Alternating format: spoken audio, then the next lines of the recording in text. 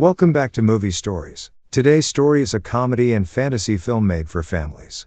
It was dramatized in 2002 with the title Like Mike. Spoilers ahead. Watch out and take care. Calvin and Murph are playing basketball together in the yard of the orphanage group home they live at. A group of bullies approach them, Ox being their leader, and he challenges Calvin to a game of basketball. If Ox wins, he gets Calvin's favorite basketball jersey. He ends up winning by a landslide because he is significantly taller than Calvin, and as soon as he gets his hands on Calvin's jersey, he rips it apart. The director of the group home, Vittleman, tells them it's time to go to the local sports arena and sell candy in the parking lot to raise money for the orphanage. The kids try their best to get the attention of passers-by, but are ignored by most. From the parking lot, Calvin and Murph watch the end of the basketball game. Their favorite team, the Knights, lose badly. Afterwards, Calvin spots the coach from the Knights getting in his car and he approaches him and asks if he wants to buy any candy. When Calvin explains what the profits are for, the coach hands him a $20 bill, which Calvin does not accept, saying he isn't actually sure if the money they raise goes towards the group home at all. Instead, the coach offers him 4 tickets to the next basketball game on Sunday. At the orphanage, dozens of parents come in all looking to adopt, and at first Calvin is hopeful that he'll finally get to go home. But Ox points out that the parents are only interested in the youngest kids, that it's rare that they'll look for the older ones. Outside, a nun that works for the group home brings them a box of donated clothes. Calvin finds a pair of sneakers and tries them on. He asks the sister what she knows about the shoes, and she says the man who dropped them off said they used to belong to a famous basketball player when he was a kid. When Calvin looks inside the shoe, he finds the initials MJ and realizes that they belong to Michael Jordan. Sensing that Calvin found something valuable, Ox takes the shoes from Calvin, ties the laces together, and throws them up over a power line. That night, while the kids sleep, there is a large thunderstorm outside. Calvin wakes up Murph, saying he can't stop thinking about the shoes. He says that now is his opportunity to go get them since everyone is asleep and Ox won't take them from him again. He convinces Murph and another friend to get dressed and go out into the yard in the pouring rain with him. Calvin climbs the tree next to power lines and shimmies along a branch to get closer. Just as he reaches them, the shoes are struck by lightning and Calvin falls to the ground with them in his hands. The shoes seem to be charged with some kind of electricity. That Sunday, the kids skip out on selling candy in the parking lot so they can pick up their tickets at the box office. Ox threatens to snitch on them, but Calvin keeps him quiet by offering him one of the tickets. One of the coaches convinces Tracy to participate in a little halftime show to try and convince more people to buy tickets. They call out a random ticket number and whoever is in possession of the ticket gets to come down to the court and try to score 3 baskets while Terry defends it.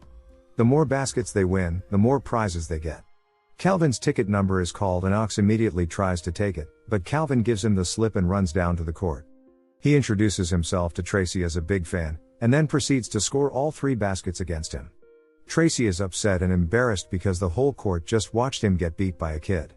The audience is shocked and the man that helps run the publicity for the team decides to go talk to Vittleman waiting outside. They all meet back up at the group home and agree for Calvin to play a game with the Knights in exchange for giving Vittleman a considerable amount of money.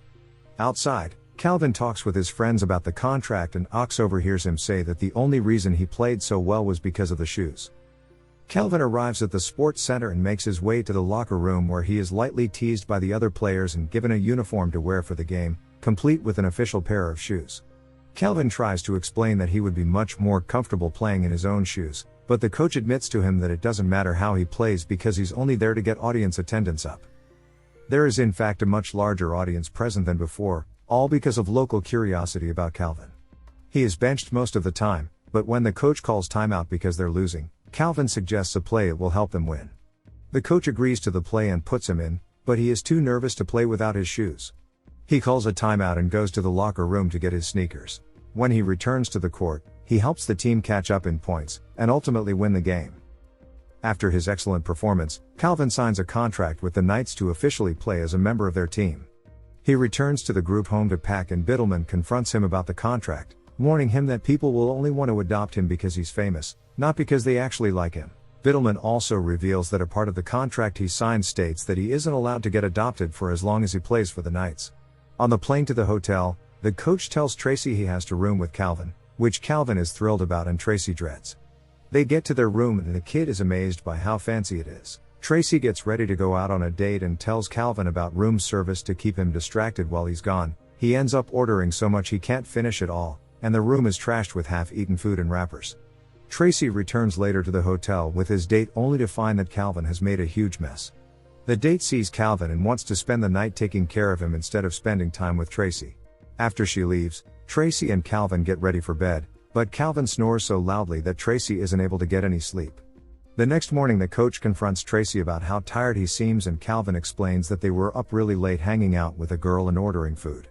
The coach scolds Tracy for staying out past curfew and warns him that if he does it again he won't be able to play in the next game. Calvin participates in several more games with the Knights, taking all of the opposing teams by surprise. He does interviews with the press, buys a bunch of new toys for the kids at the group home, asks other famous players for autographs, and wins the NBA slam dunk competition. Back at the group home, Ox overhears Calvin and Murph talk about being famous and playing for the Knights, and tries to steal Calvin's shoes right off his feet. Biddleman comes in and breaks up the fight, making it clear he doesn't want anyone messing with Calvin because he's worth a lot of money.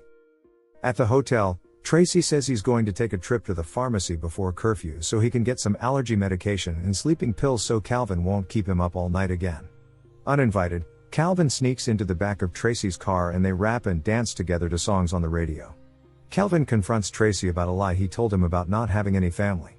Tracy explains that he just doesn't talk to his dad and doesn't want to talk about it with Calvin.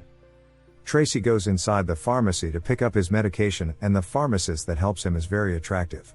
He gets distracted trying to flirt with her and he doesn't pay attention when she tells him which pills are which. While Tracy leaves the store, he accidentally takes some of the sleeping pills instead of the allergy ones. On the drive back to the hotel, Tracy falls asleep at the wheel. Calvin sees that it's almost curfew and he doesn't want Tracy to get in trouble again, so he takes a spare tire from the back of the car, sits on it in the driver's seat and drives the car back to the hotel, crashing into several different things on the way there. The next morning, one of the other players tells Tracy that Calvin got suspended from playing the next game because the coach found out he went for a joyride. The other player has to remind Tracy that the only reason Calvin was driving the car was so that he wouldn't get in trouble for breaking the curfew again. On the flight back, Tracy takes the opportunity to apologize to Calvin and thank him for taking the heat. At the group home, Murph gets jealous because a lot of parents have shown up only interested in adopting Calvin.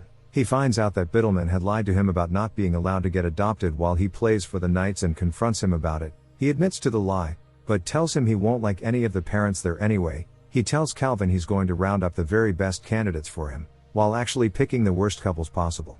This convinces Calvin that he would be better off staying unadopted and living at the group home. He takes several buses to show up at Tracy's house, which is huge. He is obviously upset and Tracy convinces him to vent. Calvin tells him about the math test he has the next day that he isn't ready for, the fact that Murph is upset with him and the fact that he doesn't believe that he'll ever find the right set of parents. Tracy offers to help by telling Calvin to invite Murph over and while they wait, Tracy attempts to tutor Calvin in geometry. Studying quickly turns to playtime as Calvin and Tracy smother each other with paint. Murph shows up at Tracy's house and joins in on the fun.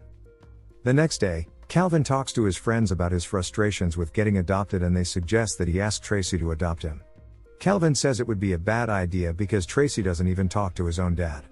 His friends tell him he needs to help reunite Tracy and his dad, and when Calvin shows up at Tracy's house with his father, Tracy is very upset and tells both of them to leave.